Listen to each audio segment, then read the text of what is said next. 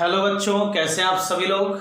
New ambition tutorial में मैं मनीष मिश्रा आपका स्वागत करता हूं बच्चों। और आज मैं कोई आपको वीडियो लेक्चर यानी किसी तरह का कोई सब्जेक्ट का कोई पार्ट नहीं देने वाला हूं कि फलाने चैप्टर का मैं आपको वीडियो लेक्चर देने जा रहा हूं।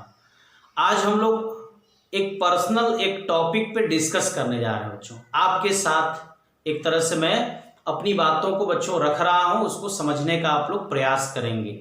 और जो जानते हैं, जो समझते हैं, तो वो अच्छी तरीके से समझते होंगे कि नहीं ये बातें बिल्कुल सत्य हैं। ये मेरा अपना ओपिनियन है। हो सकता है कि आप लोग ज़्यादा समझदार होंगे, मुझसे ज़्यादा जानते होंगे, ये मैं समझ सकता हूँ। लेकिन जो मैं कहने जा रहा हूँ उसको आप लोग सुनिए, देखिए, समझिए।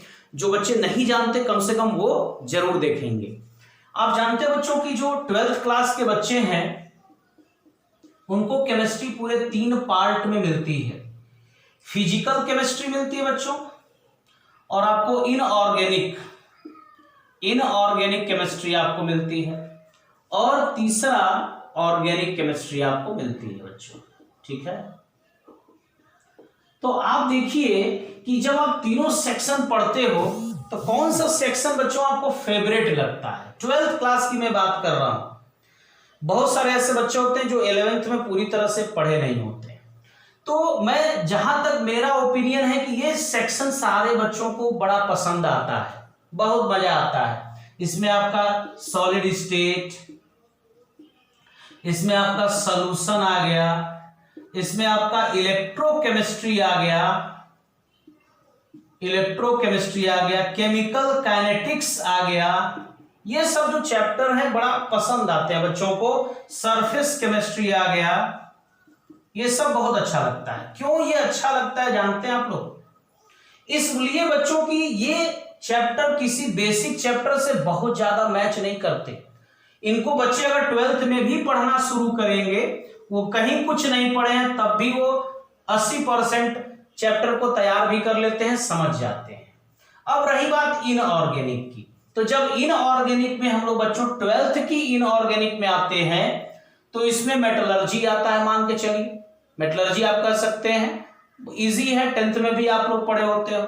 पी ब्लॉक आता है, डी और एफ ब्लॉक आता है, इसमें कोऑर्डिनेशन कंपाउंड आता है। कुछ इजी चैप्टर्स इसमें आते हैं। लेकिन ये इनऑर्गेनिक केमिस्ट्री बच्चों क्या करते हैं, इसको रटना चाहते हैं कि अरे यार ये तो बहुत आसान है, इसमें क्या है, ये तो हो जाता है, कोई दिक्कत नहीं है। ये पी ब्लॉक आपका 6 से 8 नंबर तक का बोर्ड के एग्जाम में आता है, जो कि बहुत बड़ा सेक्शन कवर करता है। लेकिन ये पी ब्लॉक उन्हीं बच्चों को आता है बच्चों जो आवर्ती गुण जानते हैं। अब आवर्ती गुण क्या है? किसी के लिए हो सकता है कि नया टॉपिक हो, ये पढ़े ही नहीं हो।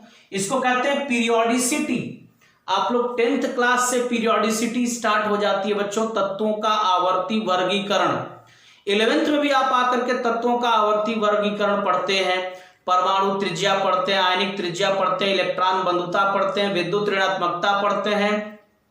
ठीक है, और इसमें ऑक्सीकरण या ऑक्सीकारक, अपचायक, धात्विक, अधात्विक प्रकृति, धन विद्युतीय लक्षण, ऋण विद्युतीय लक्षण, ऑक्सी अम्ल क्या होते हैं, सारा चीज इसमें आप इसी चैप्टर में पढ़ते हो। और जब ये चैप्टर आपके शुरू होते हैं तो इसी चैप्टर का सारा एप्लीकेशन इसमें यूज होता है। इसलिए ये भी बहुत ज्यादा इंटरेस्टिंग बच्चों को नहीं लगता। बस उसको ये सोचते हैं कि यार इसको रट के किसी तरीके से पास हो जाना है। तो केमिस्ट्री इसीलिए बच्चों को अच्छी नहीं लगती बेटा। वो सोचते हैं कि ये सब्जेक्ट जो है जरूरी नहीं है इसको पढ़ना, चलो फिजिक्स, मैथ या बायोलॉजी अपना जो है उसको कवर कर लेते हैं। लेकिन आप समझ लीजिए कि केमिस्ट्री अगर प्रिपेयर्ड नहीं है बच्चों तो आपका सिलेक्शन होना बड़ा मुश्किल है, क्योंकि ये स्कोरिंग सब्जेक्ट है।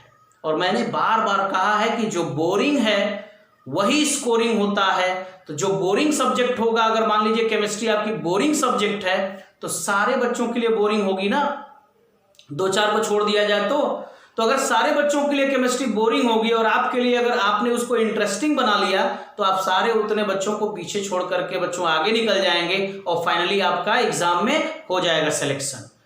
तो समझिए, सबसे जो मोस्ट इंपॉर्टेंट पोर्शन होता है वो कॉम्पिटिटिव एग्जाम के लिए या किसी भी बोर्ड एग्जाम के लिए ये ऑर्गेनिक केमिस्ट्री है। और बहुत सारे बच्चों को ऑर्गेनिक केमिस्ट्री अच्छी लगती ही नहीं, वो इससे भागते हैं। तो क्यों ऑर्गेनिक केमिस्ट्री उनको अच्छी नहीं लगती बच्चों, इसके पीछे 12th की मैं बात कर रहा हूं, ऐसा नहीं कि मैं 11th वाले बच्चों की बात कर रहा हूं, मैं 12th के, स्पेशली 12th के बच्चों के लिए ये वीडियो है। तो क्यों उनको 12th में ऑर्गेनिक केमिस्ट्री अच्छी नहीं लगती, क्या रीजन होता है। अब समझिए, जब वो 12th में आते हैं तो उनका पहला ही चैप्टर बच्चों स्टार्ट होता है hello alkene and hello arene, यही चैप्टर आप स्टार्ट करते हो। बहुत बच्चों को तो हैलो भी नहीं पता है, एल्केन नहीं पता है, नहीं एरीन पता है, कुछ जानते ही नहीं है। तो हैलो एल्केन हैलो एरीन में क्या पढ़ेंगे वो, बस वही कहेंगे अरे तो कुछ नहीं है यार, ये तो बस ऐसे ही खाली बुलवा रहे हैं, छोड़ो इसको। दूसरा फिजिकल बहुत ये है, बहुत अच्छा है सर, इसको शुरू करो। बच्चे डिमांड भी करते हैं बच्चे कि सर इसको पढ़ाइए, ये बहुत अच्छा है, इसको पढ़ाइए, क्योंकि वो इनको मजा आएगा इसमें, क्योंकि किसी से रिलेटेड नहीं है। क्योंकि ये लोग दिसंबर में नवंबर में कोचिंग छोड़ चुके थे कि जब 11 वाले पोर्शन में ऑर्गेनिक का सेक्शन जब पढ़ने को आता है तो ये लोग पढ़े नहीं थे वहां से। अब समझिए कि ऑर्गेनिक 12th में क्यों टफ हो जाती है। पहले आप ये समझ लीजिए बच्चों की बोर्ड के एग्जाम में ये आपका 30% कवर करता है।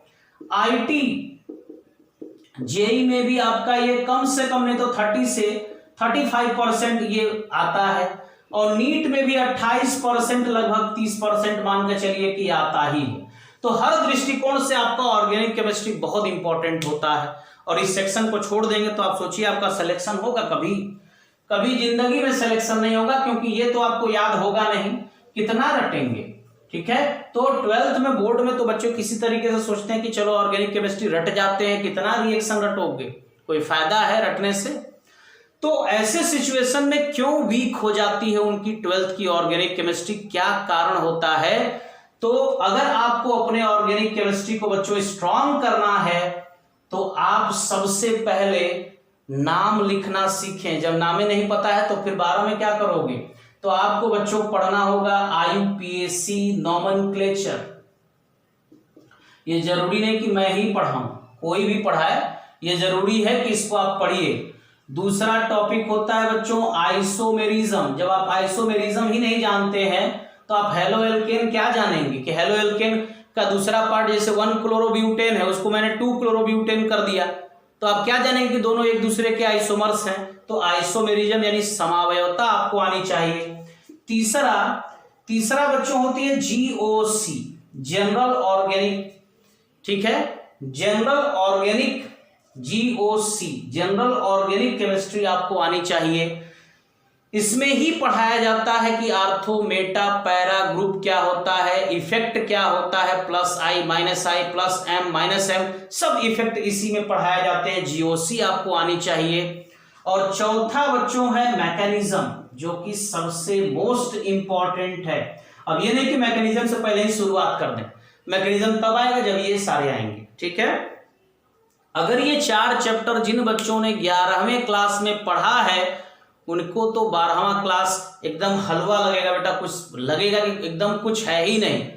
और 5वां एक चीज कन्वर्जन भी जरूरी है। और कन्वर्जन तो मैं 12th में भी कराता हूं, और कन्वर्जन के बहुत सारे वीडियो लेक्चर भी मेरे यूट्यूब चैनल पे पड़े हुए हैं रावण के नाम से, कि रावण बनना है तो ये वीडियो लेक्चर देखिए, कन्वर्जन सीखिए। तो अगर जिन बच्चों के ये 5 चैप्टर बच्चों तैयार होते हैं क्लास 11th के, तो वो बच्चे 12th में उनको कोई छू नहीं सकता है, कोई कह नहीं सकता है कि उनको वो चीज ना समझ में आए बच्चों, ये मेरी गारंटी है। तो इसीलिए अगर ये चैप्टर नहीं तैयार होते जिन बच्चों के, तो वो केवल रट्टा मारे जा रहे हैं, केवल 12th के ऑर्गेनिक केमिस्ट्री का रट्टा मारते हैं। मैं पॉलीमर और उसका दैनिक जीवन में रसायन एवरीडे लाइफ की बात नहीं कर रहा हूं, मैं halo alkane, hello arene, aldehyde, ketone, carboxylic acid और बायोमॉलिक्यूल्स, एमीन, ये सब जो चैप्टर्स हैं वो आपके ऑर्गेनिक के बहुत अच्छे चैप्टर होते हैं। बायोमॉलिक्यूल तो मान लीजिए रट जाएंगे, लेकिन बाकी सारे चीजों को आप रट नहीं सकते। कितने हजारों रिएक्शन हैं जो आप अगर इन सारे चैप्टर्स को अच्छे से पढ़ लें तो सारा चीज बच्चों आपका तैयार हो जाता है। तो क्लास 11th इसीलिए बहुत ज्यादा इंपॉर्टेंट होता है। यदि मेरी कही गई बातें आपको अच्छी लगती है बच्चों, तो अपना आप कमेंट जरूर दीजिएगा। वीडियो लाइक कीजिएगा, शेयर कीजिएगा, और सबसे बड़ी चीज है ये कुछ मत करिएगा, तब भी मेरे बताए गए बातों को ध्यान दीजिएगा और पढ़िएगा, तब आपका 12 बच्चों बहुत ज्यादा इंटरेस्टिंग हो जाएगा, बहुत मजा आएगा आप लोगों को। ठीक है, दैट्स ऑल बेटा।